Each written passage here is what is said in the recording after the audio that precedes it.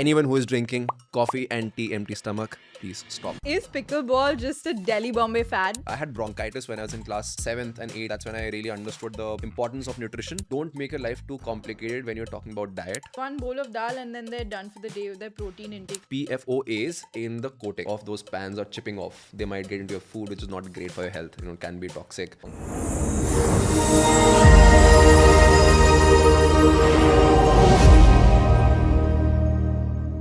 Hello and welcome to BergCast, a podcast about food and meaningful conversations about nutrition and health. I'm Ishita, a consultant nutritionist and your host. Today we have with us Digvijay Singh, known influencer, recipe wizard and trainer. Digvijay, welcome to our podcast. Thank you, Shita. Pleasure is all mine. Thanks for the elaborate and amazing introduction. It's a pleasure to be here. So Digvijay, so curious to know, right? We love your reels. We love all the recipes. Who is Digvijay outside these reels? I think Digvijay outside these reels, just more than 90 seconds, what's happening in those reels. That is just a part of my lifestyle. How I see fitness and nutrition is that it's a part of my life. But apart from that, I play sports, I hang out with friends, and obviously I try to live my life every day, one by one. But I love what I do, and I spend a lot of time, getting into making recipes and talking about fitness, nutrition, training people. And yeah, that's what I do apart from this. And how did you get into fitness and training? I mean, it was it started in childhood. My dad was in the army. So I've been always inclined towards seeing people into fitness and sports. Then I got inspired and started playing a lot of sports, got into nutrition. I had bronchitis when I was in class 7th and 8th. I was in Delhi. That's when I really understood the importance of nutrition. And my dad used to do yoga. Then I started pranayam. I started eating good foods. I eliminated a lot of junk food and other irritable items from my diet. And that's when I understood, okay, if you eat something which is very nutritious and which is nourishing, would actually have a big impact on your health. Yeah. So that's when I got inclined towards fitness and nutrition. Very, very true. Moving forward, trying to understand the recipes kahan se aate hain? I think it comes from the curiosity ki, can I make this healthy? I don't know, this is the story that I tell myself ki I'm also eating some junk food, just understand how it tastes. But deep down, I know that I also enjoy a croissant, a ghevar, or maybe something fried once in a while. But how can I achieve the same texture, the flavor in my food is something that makes me very curious. And when I go home, I try to, like a laboratory experiment, I try to put things and try to achieve the same texture and the food that I ate in a good cafe or a restaurant. So that is where it all comes, how can I make something which is as tasty as something which is not very healthy, right? There are no good or bad foods, but, I want to eat that same food almost every day. I want to eat delicious food, nutritious food every day. So I think that really makes me curious. And at home, I come up with all these recipes. Obviously, it has a way of how it's done. I figure out, okay, what are my daily dishes that I eat? What are the daily meals that I eat? And how can I make them tasty? Breakfast, lunch, dinner. What I really like to have every day and what can I include? So that's how I come up with different recipes. Like recently, I made churros waffle. Oh. It was made with oats. Okay. It was not fried. I made it thin so that it was crispy. I used a sweetener which was obviously not sugar and artificial sweetener, so it was pretty wholesome. Sometimes you can add protein powder to it. It's totally up to you. I made sugar-free ketchup or a ketchup with jaggery. So I can include these in my daily diet. So that is how I come up with these recipes. So the flavor, the texture is all at the forefront for you, and then that's how you experiment. I must say, even creating recipes is an art by itself, and you are the master of this art. At least I try to master it every day, get better and better. And I try to, if also it's more than just what I am having, since I create content and I have my clients and as well.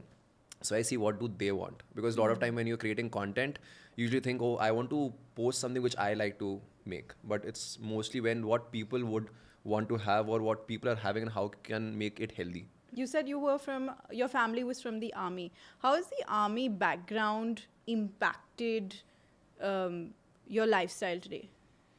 First of all, made me very jugadu, whatever you have in front of you, make the best out of it. That is one thing that I really learned from army and people who are in the army. Uh, Second was, playing a lot of sports that really impacted the way I am, how I function my daily life. Being optimistic, like I'm a big time optimistic person. At the same time, very sports driven, very disciplined. But sometimes I just like to have fun, taking it easy, because I take one day at a time. So that's what I really learned from army. So yeah, these are few things. I mean, there are a lot of things that I can talk about what I learned from army, but these are few things that I really, really hold on to, like values, discipline, and just having fun. I love it. Values, discipline, and having fun. The Digvijay we see even on social media is, of course, showing us nutrient-dense recipes and also having fun. You never shy away from saying that, hey, listen, I'm also partying, I'm also doing this. And I think that's what connects you to your audiences the most, right? That ki everyone else is seeing that, okay, Digvijay can lead that balanced life.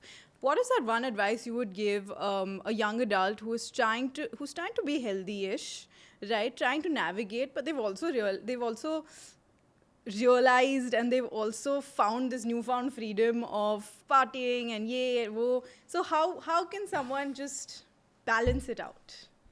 I mean, when you're 18, you go out of your house, you have all the freedom, the newfound freedom, and maybe you get a little bit of pocket money. So it's very important to just maybe budget and see, okay, because when this is what I did, I kept some money for my food and nutrition since I was very focused when I was also during my graduation in college. I made sure some money is there for my protein powder or the eggs or broccoli and whatever I like to have regularly. But at the same time, I kept some money for partying as well. Maybe partying doesn't mean that late night parties and drinking, but can be going out to cafes, maybe going to a club to dance, XYZ. So I think that creating that balance is very important because it all starts early. Whatever the habits that you're building from childhood to your adulthood, the late teens, I would say, it stays. So whatever you do right now, it will impact your later life. So let's say it's just like mutual funds, right? You invest right now and you get the result later. It compounds later. So that is how I see, somebody who's getting into fitness or nutrition. Start early, take it easy. So that is what I would suggest. Start early, take it easy. Yeah. I love it. And as a sports person and as a trainer, I can see that you value movement, physical activity a lot in your life. You tell your clients and your audiences as well the importance of it. What is the importance? A lot of times people are like, yeah, but my weight is okay, so I don't need to go to the gym or things. So why does one need to exercise? I mean, like, we usually associate exercise to losing weight. So I think that notion is wrong. Losing weight is a byproduct. When your body is functioning well and you burn more calories than you are eating, that's when you lose weight, right? And I think people should focus more on losing that unnecessary fat that's in the body. That happens obviously over time because of these habits. When you're lean, you might still have diseases, right? To overcome that, you need to follow these lifestyle. So being overweight and having disease and being skinny and having disease are both very different, right? So you might be overweight, you might not be able to do sports or other kind of activities, but you might still be healthy, right? And if you are skinny, that doesn't mean you don't have any disease. So, and there are multiple factors. People usually think, oh, I'm physically able, I'm physically fit. That means, I might not have problems, but you might be stressed. You might have anxiety, right? You might feel dull. Your body is not performing the way it used to perform earlier, right? Your body is not efficient. So these are all things which affects you if you have a sedentary lifestyle. Okay. Yeah. So with movement, are you saying that it helps with boosting mood, helping with anxiety? We know for a fact that it helps with mental health. What are the other? It's like a machine, right? Or like if you rest, you rust, kind of a thing. If you don't use your muscles often, what is the importance of starting movement as a young adult? There are a lot of things. Number one, you build discipline. Secondly, you build strength. Third is good bone density, so less fractures, less injuries, and your joints also stay pretty well oiled, right? So all these things are there. Now, when you're following a healthy lifestyle, you would also want to complement it with some maybe good sleep, right? So that you recover well. Then when you're doing two things, you're like, oh, let me also focus on my nutrition now. Because now that I'm expending so much energy, I need so much energy and nutrients to recover well and to perform well. So that's when you start also eating a healthy, eating healthy diet. And when you're doing all these things, you tend to avoid, which are maybe binge drinking, maybe doing other, maybe smoking and other things. You tend to avoid those things. So I think it's a combination of everything. So when you start early, you build better habits, and habits over time leads to a better and healthy body. Lovely. And as we talk about, especially, you spoke about binge drinking, and we spoke about smoking and all these things. What I'm understanding also is that perhaps as we start exercising, we're also mentally feeling better. So we don't need to then lean on all these other stimulants then to make us feel better. Is that what it is? That's kind of true. I mean, people usually think that just it's not just alcoholic drinks, also non-alcoholic drinks like coffee and all. If you're relying on these things to have fun, that means your body is not having enough energy to, really have fun. You're just relying on these things to stimulate the body and give you that little bit of burst of energy that will lead to having fun. तो coffee for breakfast. बहुत लोग breakfast के लिए coffee लेते हैं and they're like, I'm done, I'll just have lunch straight. Can we do that? So I'm not saying don't have coffee. You can have coffees in other ways as well. Overnight oats with some coffee, overnight chia pudding with a coffee, right? You can have coffee along with your breakfast. That's still great ways to add coffee to your diet. Then you can be as fancy as possible. You can add it to your recipes. You can add it dalia, whatever you want. Protein right? shake. Protein shakes, right? It's very interesting. You can make like a mocha protein shake. You can have it along with the breakfast. Some people put some ice, some protein powder, they put a spoon of coffee powder, and they simply blend it, and they have a great low calorie, high protein, a tasty mocha shake. So that's something that you can do regularly. Amazing. So it has to be like a breakfast buffet. Yeah, it's you might see it as a breakfast buffet, but what I see is small portions of everything, right? A recipe is any meal or a recipe consists of different ingredients. So the breakfast that you're having, you put everything in a bowl, becomes like a smoothie bowl or a oat or a chia bowl, right? So these are all ingredients that I'm telling you that you can easily put in your breakfast bowl, and you can just maybe strive throughout the day. Absolutely. And a lot of people even break their fast by having coffee or tea, or they will have coffee or tea until they eat something. What is your view on that? I don't really recommend doing that because all these things are very acidic in nature, right? So first thing in the morning shouldn't be tea or shouldn't be coffee. So anyone who is drinking coffee and tea empty stomach, please stop. You can have it slightly later after having something like a fruit or maybe like a light breakfast. So that is what I would recommend. Then they would have iced tea. Yeah, again, iced tea. Depends what iced tea. If it's a sugary iced tea, a big no. If it's normal iced tea, it still has tea. So that would iced coffee? Again, iced coffee, iced tea, temperature is not the problem here. The problem is tea and coffee empty stomach. So is there any other way in which we can get our caffeine fix in the morning? Yeah, absolutely. The matcha's girlie would absolutely agree with me that, having like a matcha in some oat milk or matcha in just water is a great way to have a caffeine beverage, right? It has a balance of L-theanine, which gives you that focus and calmness, and a little bit of caffeine, which it has, which gives you that caffeine fix. So matcha is again great way of having a caffeinated beverage that you can have maybe after your breakfast or along with your breakfast. Just having coffee on an empty stomach, we know for a fact that it affects the gut lining. It causes a lot of acidity. So by the time it's lunchtime and you've not eaten anything and you're only surviving on coffee, you're just feeling so uncomfortable by the end of it, which in turn will then affect your training.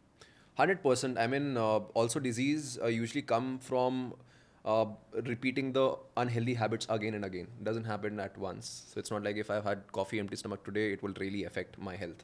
But if I keep doing it again, that's when it really hampers your health. And rightly said, as coffee is acidic, if you have it empty stomach, it would lead to issues, a lot of issues like gut health issues. And your body is right now functioning well. That's great. When it stops functioning well is when you start having a lot of issues. And then your mental health, physical health, it all gets affected. So, it's better to avoid right now when you're healthy, to just have it empty stomach. Maybe have like something to eat first and then have coffee. There's nothing wrong with having coffee for breakfast, but not the first thing. And not the only thing. And not the only thing. And also, what happens is, let's say I have a cup of coffee, right? let's say you have a cup of coffee today, empty stomach. Now you need more caffeine because now you're getting used to that dose of caffeine. So you need to increase the amount of coffee that you're drinking every day.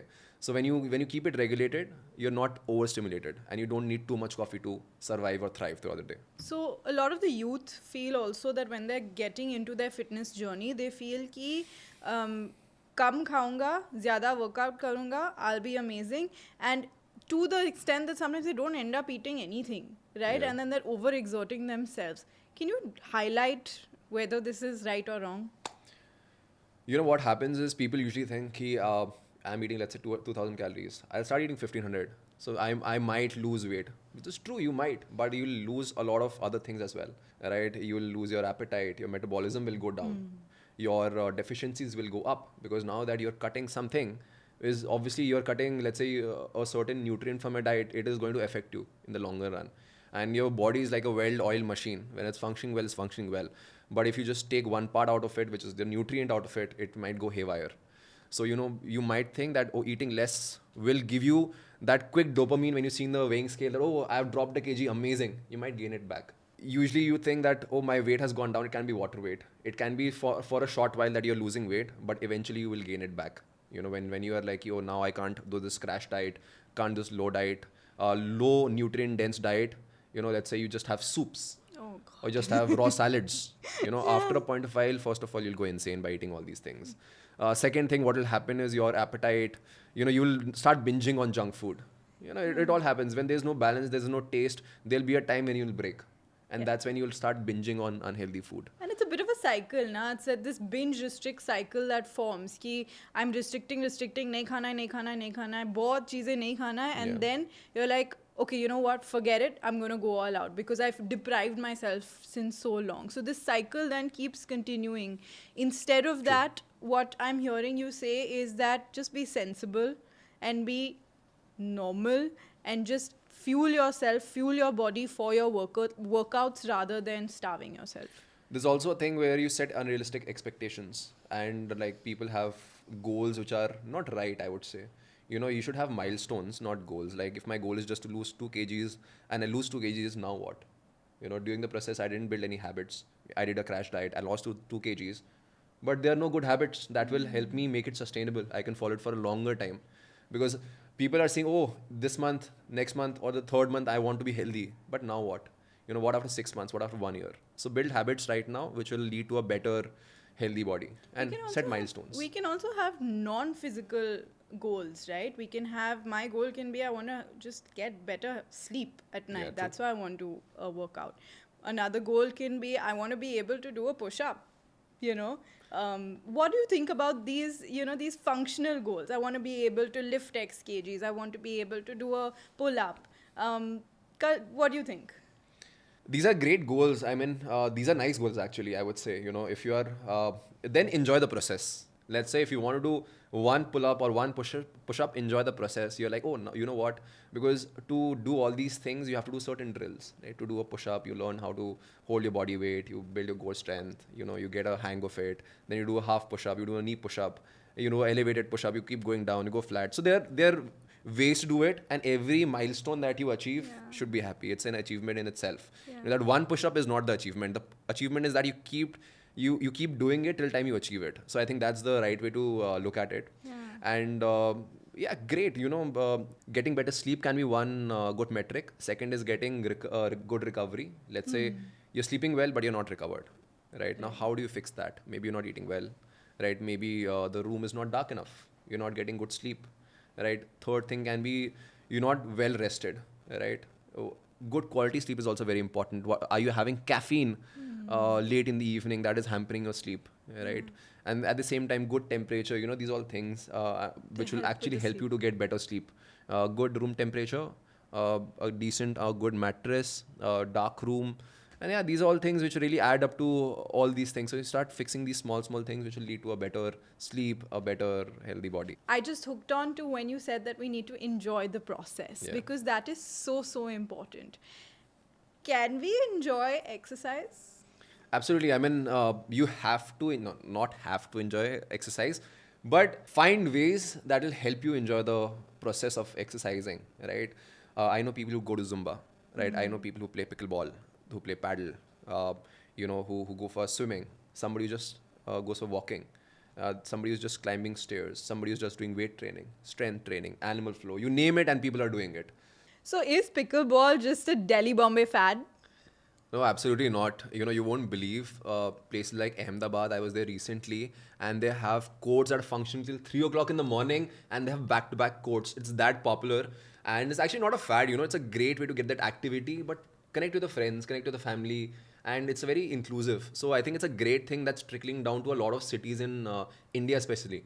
So yeah, pickleball, I love it. Absolutely. Cheers to pickleball. Amazing. So it's getting that sense of community. It's Yeah. getting that play back into movement, which is something that we as human beings love. Yeah, absolutely. People think sport is all about macho people, but these sports are bringing the essence of sportsmanship, bringing the essence of being active back to our daily lifestyle. Lovely. So you do what you enjoy because that is going to keep you sustainable, and you're going to look forward to it. Just imagine that you are looking forward to that 1 hour in the evening where you're just going like, oh my God, I'll meet my friends. I'll play this game. Like, I'm excited. I'm playing paddle today with my friends. I was in my hometown, and I was like, bro, when I come back, let's play paddle because I want to play paddle. So I'm looking forward to that activity. Although I go to the gym, but there's certain things I enjoy a lot, with my friends. So it's playing paddle or pickle. I feel like what you said is so correct because when we were younger, Yeah. we used to have evening में playtime. True. No, हम नीचे जाते थे, society के लोग बच्चे से खेलते थे, and we used to have this like playtime, and we were so excited and looked forward to it. As we grew older, adulthood kind of kicked in. This playtime just went away, and if we start looking at movement, I don't like to call it exercise, but if we start looking at movement as playtime for adults, Yeah. how wouldn't that just change the entire perspective then? It would. How I see it is, let's say if I ask you to just walk on treadmill every day, you might or might not enjoy it. Depends, totally up to you. But if I tell you, oh, you want to play, you play 1 hour of badminton or half an hour of badminton or 20 minutes of badminton with friends, you might enjoy it. And it might not even look like, you're with the friends, you're like, यार तेरे साथ bro मैं अगर आधा घंटा 2 घंटा spend करता हूँ वो भी कम लगता है मुझे. So that is what happens when you play a sport, when you go to the gym, when you do something along with your friends or with your family, you tend to enjoy it a lot. So you find ways to move and also enjoy the process. So find a sport, maybe go for a walk with a friend or a girlfriend or your wife or your parents, can be anyone, and figure out how you can stay active. There's a thing called NEAT, which is non-exercise activity thermogenesis, is when you burn calories apart from your workout. Can be walking, can be taking a call in your office, climbing the stairs instead of elevator, taking, let's say, even 2 stories of stairs, still fine. I stay on the 28th floor, so it might not be practical every day to climb 28th floors, right? But I can do 5, I can do 10, I can do 15, I can do 18. That is how I stayed active during COVID. I found ways to stay active. I can't go to the gym that time. So what I'm also hearing is you're saying that there is, of course, we have our movement, we have our playtime. Chalo 9 to 5. Chalo 9 to 10 o'clock. We're going for our paddle class. But we also have this other non-structured movement that we need to also increase in our life. Yeah. It's not enough that we are only sitting, in our desk job the entire day and then going for our exercise. We also want to improve our movement in our daily life and living. How does that help health? If you're working out, let's say 1 hour a day, it's just maybe 4 to 5% of you being active throughout the day, if you're just seeing, right? So the other part that you're doing will help you burn a lot more calories than you might burn in your workout. So you think of your workout to be a chunk of your daily calorie expenditure, but it's actually a small part. It might have other benefits, absolutely, right? But what I'm saying is, if you're doing something which doesn't involve any kind of gymming or working out, but still if you're just walking, you might end up burning a lot of calories, which overall would lead to a healthier body. And also a sedentary lifestyle, right? We have so many studies that are showing that having or sitting at a stretch of more than 1 hour, 2 hours, what that's leading to is a lot of cardiovascular diseases. It's leading to a lot of blood pressure and blood sugar issues. So even getting in a little bit of movement, aside from say our gym hour or anything else, that's going to actually help in all of these other diseases as well in the long term. True. So since you're talking about sitting on the desk, right? A lot of people are working 9 to 5. A lot of people are also working from home, but they're sitting on the desk. So just imagine if you are sitting straight, right? Everything is well. You are breathing well. You're good posture. Nothing is aching. Your spine is straight. But the moment you start slouching is also when you start breathing shallow. When you start breathing shallow, yeah, there are multiple. You're not getting oxygenated properly, right? There's short breaths. Short breaths is similar to stress, right? When you're stressed, you have short breaths. So there are a lot of other things which happens if your posture is not right. Now, to fix your posture, you'll have to do multiple things, right? So it's better to have a good posture when you are sitting. Take small breaks, stand up. That'll also keep you consciously focused on the posture you're having throughout the day. So as we start looking at movement in the form of playtime as well, are there any other benefits to it? There are, apart from burning calories or getting fit, there are other benefits, right? There's a sense of community. You have people who can look after you, or people who can look up to you. You are surrounded with people who really love you. So it's atmosphere of inclusivity, atmosphere of positiveness, right? There's a very interesting study which was done in blue zones. So blue zones are the areas where a lot of people are in high concentration who live above 100 years, right? Now when the research was done, there are few factors. Diet was one factor, movement was one factor, but there was a one big factor which was community. So when you're surrounded by your friends, your family, you really look up to living every day. You really enjoy the whole process. And, you say that you're the sum of 5 friends you have.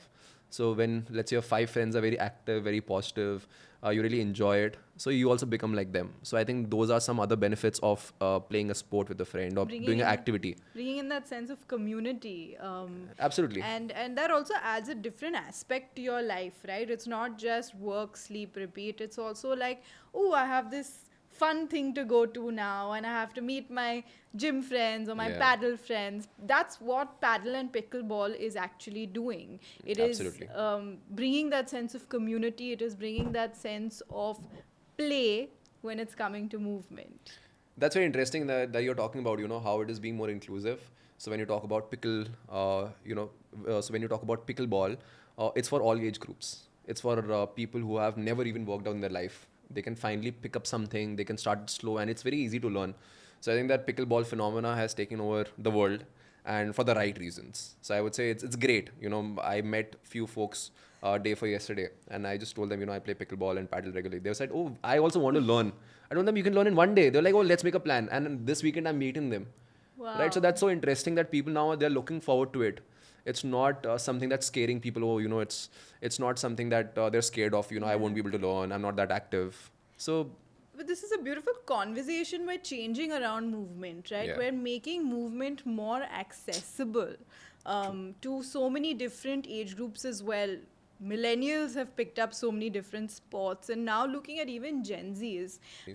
Looking at Gen Zs, right? Yeah. Someone who wants to start off their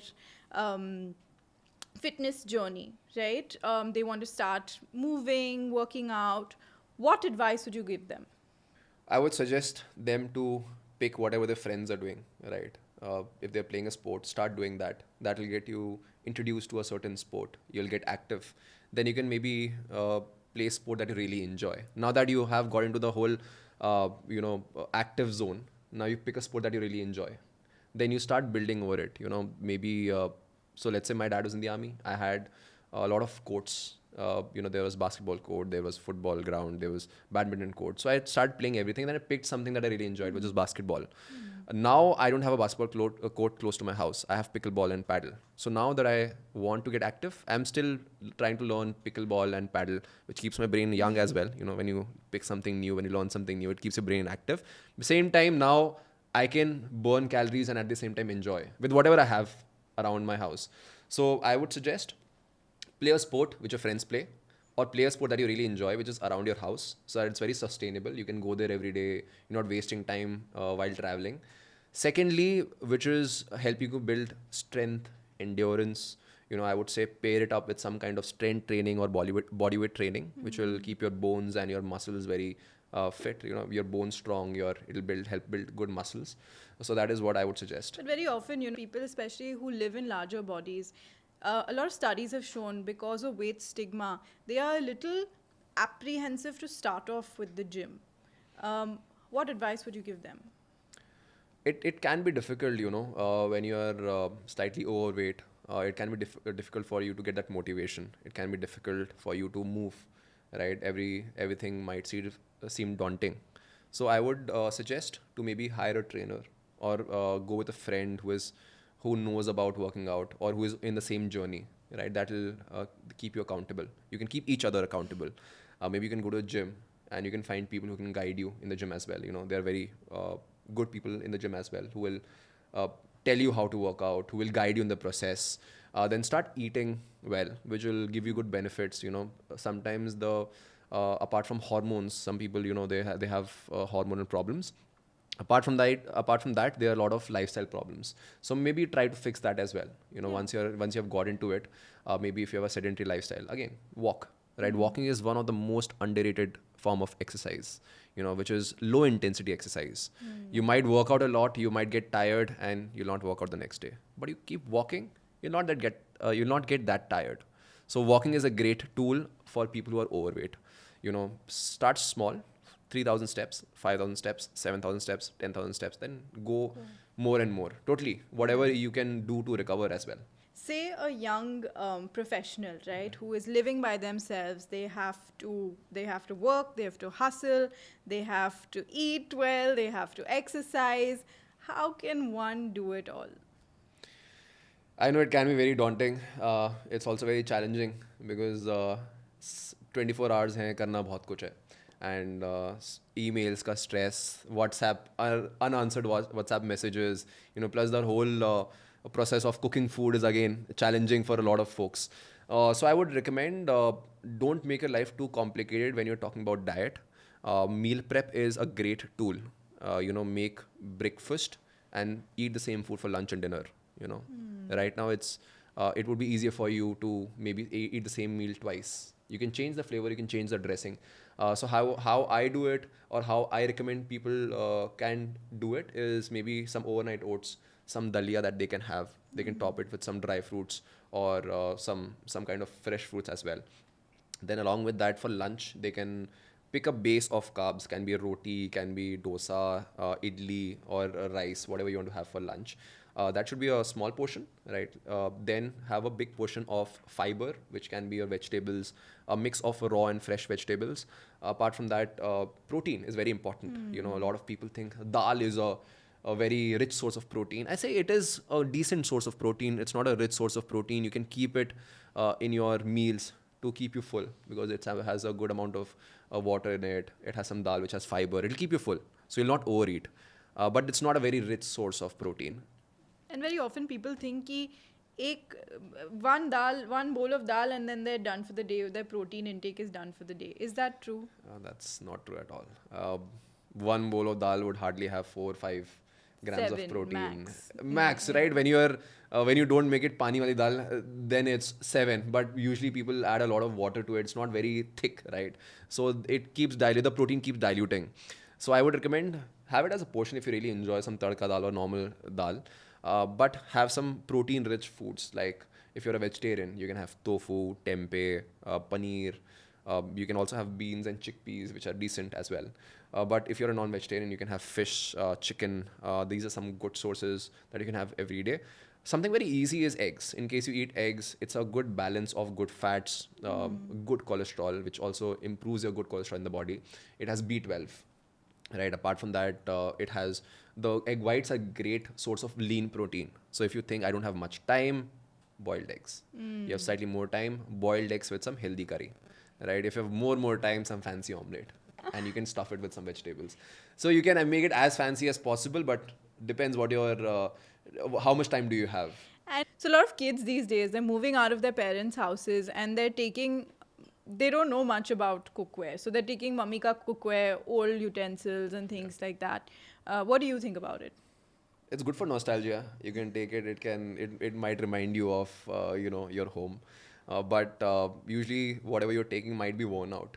So now that's not the best thing to use, because lot of times there is the coating of those pans are chipping off. They might get into your food, which is not great for your health. It can be toxic, or at least not good for your health. So I would recommend, get good quality pans, get good quality utensils, which are slightly new, and keep replacing them once they're worn out. Right. Also have some good habits of cleaning them properly. A lot of people use steel wool for Teflon. That's wrong.